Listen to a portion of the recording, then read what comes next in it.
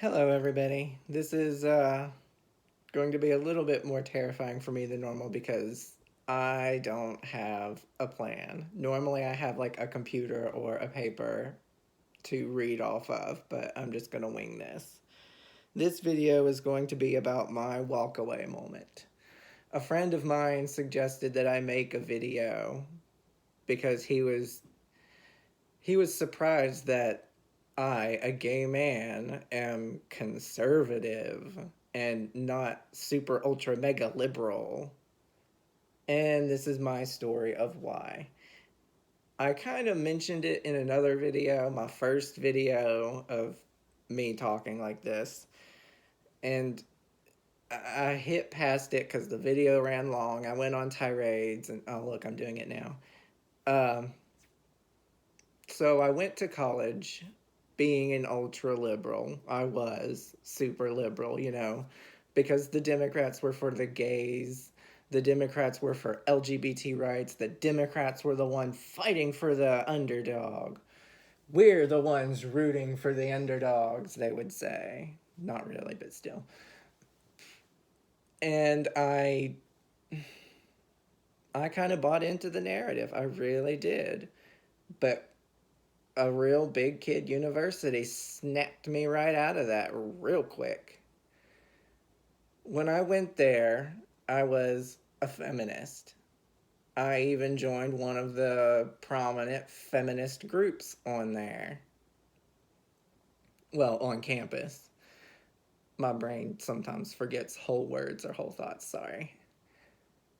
This is probably the 10th version of the video because I've realized I've forgotten to say something halfway through. So please forgive any goof ups. My brain is funny. But anyway, I joined one of the feminist groups. They're proud to have a man helping them. They're excited to work with me. They're excited to educate me. And they gave me a lot of support and encouragement in the beginning. A couple of years go by, and well, I found a man I really loved. I fell head over heels for him. We dated for a little bit, and then he died. And that was the turning point. His death and that feminist group was the beginning of my walk away. After his death, I took a lot of time to isolate. I couldn't stop because, well, there was that bitch professor. I asked her if I could take a week off, and her reply to me was, I fail to see how that's my problem. I will never forget those words. I fail to see how his death is my problem. Almost as if she's saying, that's a you problem and you need to figure it out. I should also mention that she was one of the ultra feminists in the group, the feminist group that I was part of. And what she did to me, what that bitch did to me, I will also never forget. That's another thing that sparked that was an aspect of the feminist movement that sparked my walk away moment. Not only from feminism, but from liberal ideology in general. Uh, she,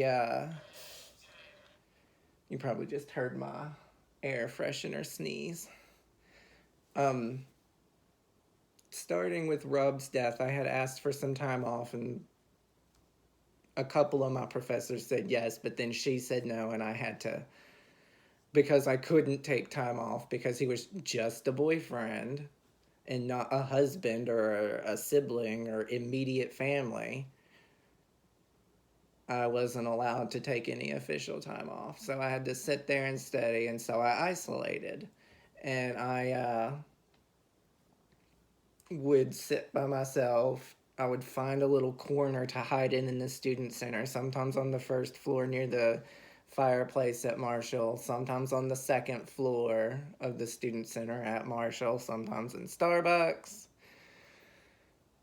sometimes in one of the buildings, blah, blah, blah. There I go, off on a tirade again. On one of these points, there was a group of people. There were two feminists, and I think there was one or two guys. I'm guessing they were the boyfriends of the two women, and they were discussing feminist ideology, which, I mean, they're feminists, they're college students. I mean, that's what female college students do. They talk about feminism. I mean, there's nothing else to being a female college student but talking about feminism and how you're oppressed. So they were talking and they got onto the subject of rape culture because there is a rape fraternity on campus. I forget which one it is, but it's literally notoriously known as the rape fraternity. And the university protects the people there, I guess, because they're rich and pay the bills. But I digress again. They were basically redefining, or excuse me, struggling to understand what rape really is. But really, they were redefining rape. And after about 15-20 minutes of conversation, one of them finally comes to the conclusion that rape is any forceful penetration of a woman by a man. And this can include her personal space. Therefore, what this really means is that if any man makes a woman uncomfortable, that's rape. And in the other video, I mentioned this, that, it could be if a woman feels uncomfortable standing in line at the grocery store, all of the men in those lines have raped her because she's uncomfortable and they're within her personal space. It's literally how that definition works. And they were pleased with themselves. And, well, look, a telemarketer's calling. Call from Robo Support D. Yep, Robo Support D. Anyway, they were extremely proud of the fact that they had successfully redefined it in a way that squashes male chauvinism. Like, that doesn't do anything. I mean, if people went to jail for just making women uncomfortable by standing too close to them, there wouldn't be a man left on the streets. Because they would all be in fucking prison. Again, I've said this in both of my videos now. Just because somebody makes you feel uncomfortable, that's a you problem, not a me problem. If I offend you with this video, that's a you problem. You can stop it. It has nothing to do with me and my words being ooh, scary and mean. Quit being a snowflake. Grow the fuck up and get some help. It is a mental issue. You have problems that need addressed. I have problems that need addressed and I'm getting help for them. You being offended just because somebody stands too close to you, there's half of the DSM is literally dedicated to that. That's half of the DSM. But again, tirade. Hearing this was one of the first things. The next part was the fact that that bitch professor did what she did to me. I skimmed over it in my first video, and I'm probably going to skim over it now because I don't want another 50-minute video. This is already nearly 10 minutes, and I'm trying to hurry and make it shorter. Because TLDR exists in the vlog world as well. But anyway, let me get back to the beginning here. Think about what I already said. She started by just nitpicking at my comments like, well, you're wrong. That's a stupid comment. That's a silly comment. How can you think something like that during class discussions? There was one instance in which well, I should start by saying that before class every day, she would ask an attendance question. She would say, or she would ask the question. Then, as she went around calling attendance, the person whose name she just called would answer the question, and it sort of prepped the class for debate. So one day near Halloween, she asked the question, what was your favorite Halloween costume? And again, I mentioned this in the other video, but the my answer was I had a costume. I didn't want to out myself as a video game nerd because she already uh, let known that she thinks video games are the reason this country's wrong. So I didn't want to out myself as a video game nerd when I was already the prime target for all of her pestering. I mean, I was a prime target because I was one of the only men in the classroom anyway.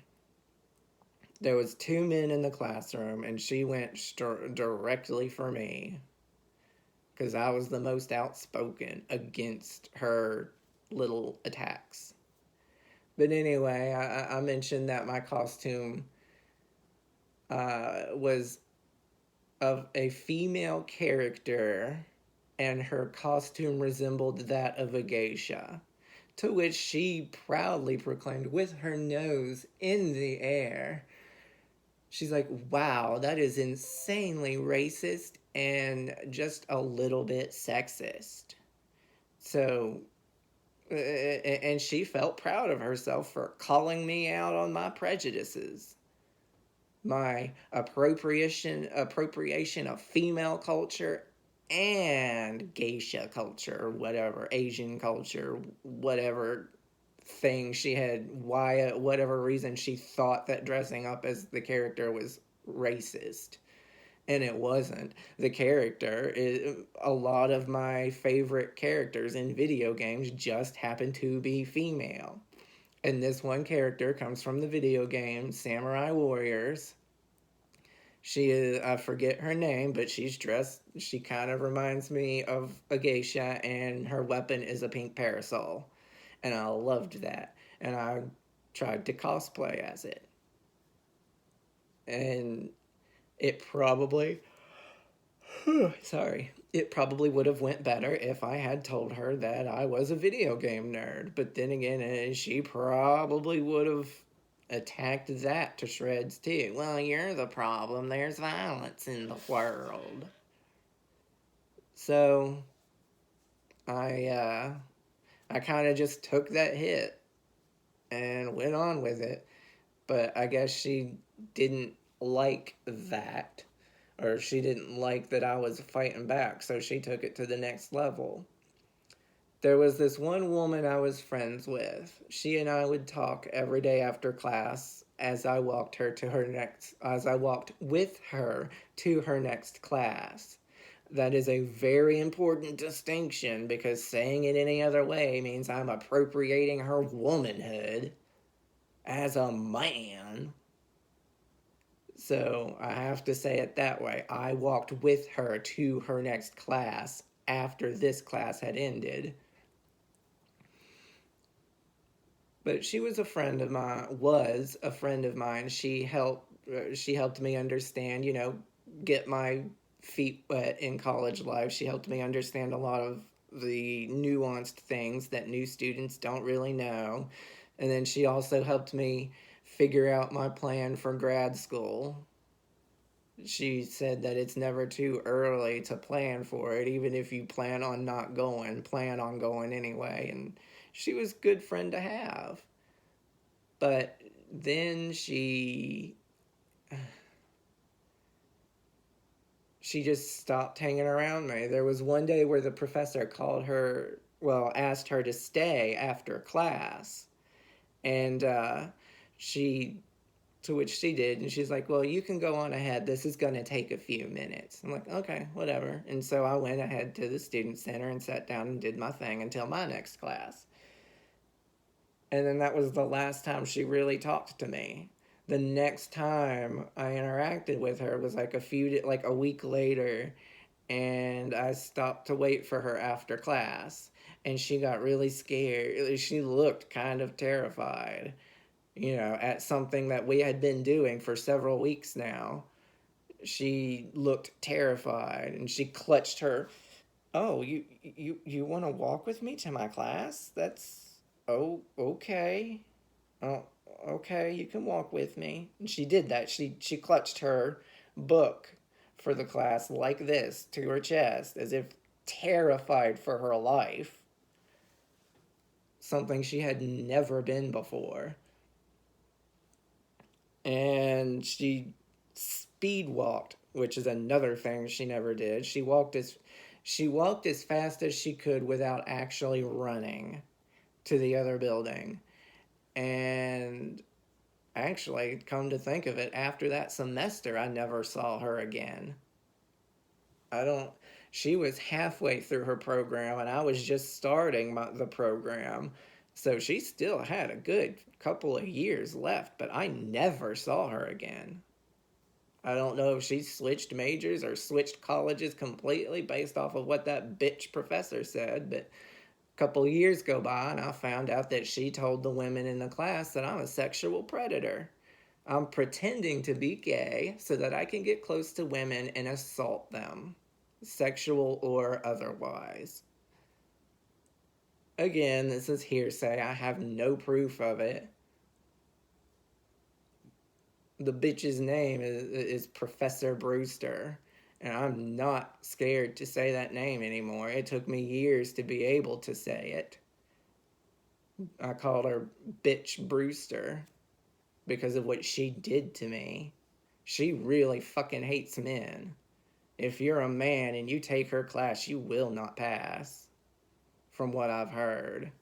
But anyway, I don't have any proof other than the hearsay, but the evidence seems to match what actually happened.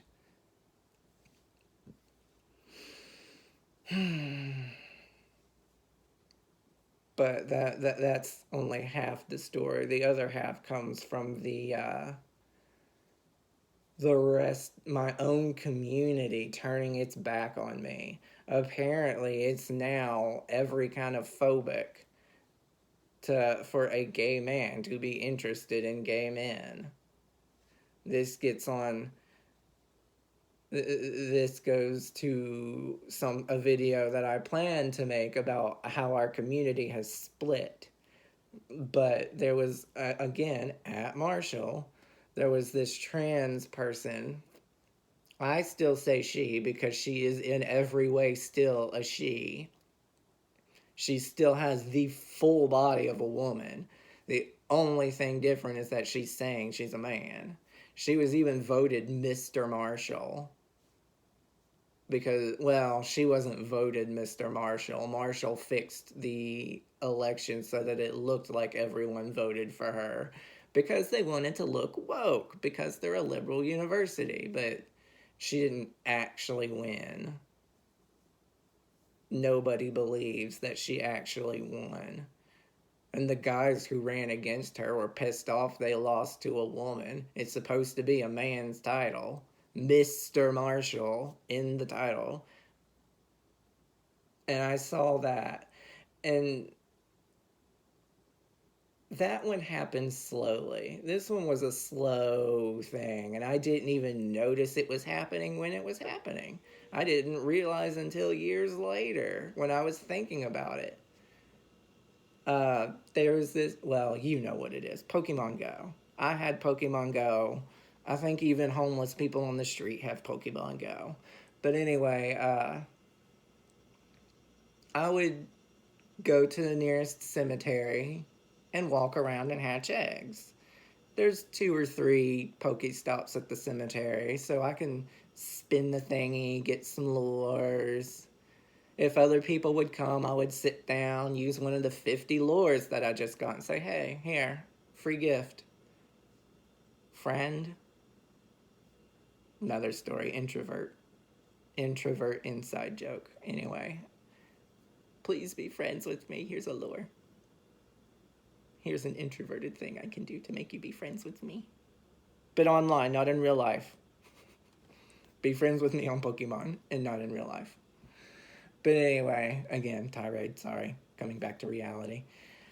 When I would go on my walks, I would sit there and think. I followed her on Facebook for a while, and I just didn't like what I saw. And that one, it was a heavier blow to me because I had actually been friends with this person, and here she is appropriating my sexuality for her sexual fantasies. And I say that because she had made a video saying that she had attempted suicide because she was in the wrong body. The breasts and the vagina were wrong.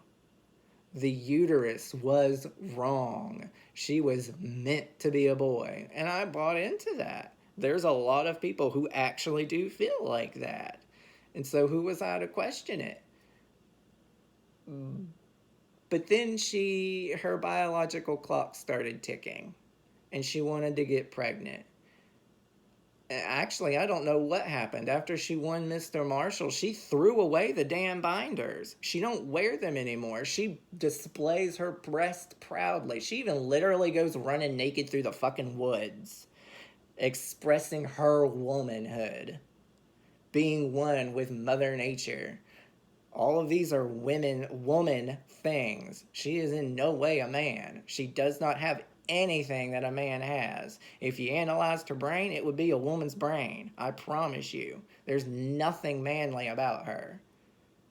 Even the way she got pregnant is heterosexual. She had straight sex with her straight husband. And that's another thing that gets me.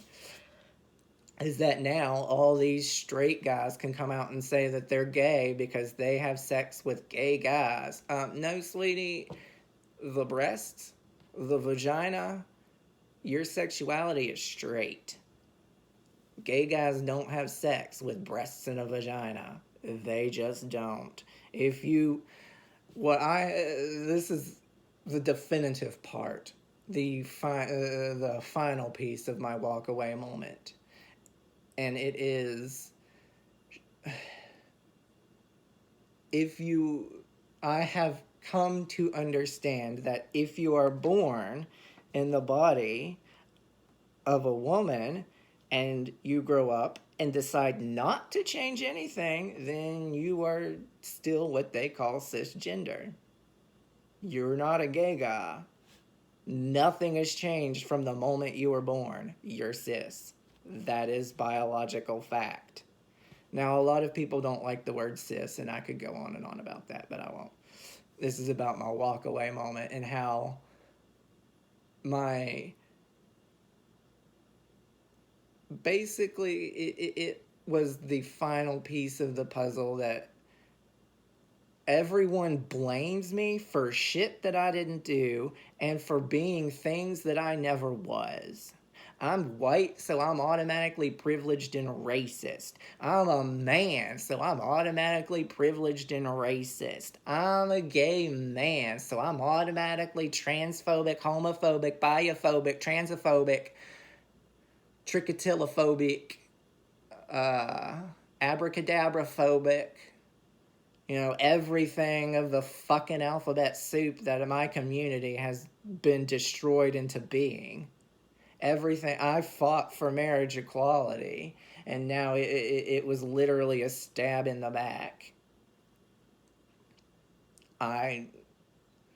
Seeing all this, I'm not these things. I was taught to be nice to people. I was taught to be kind and courteous. I was taught to say please and thank you.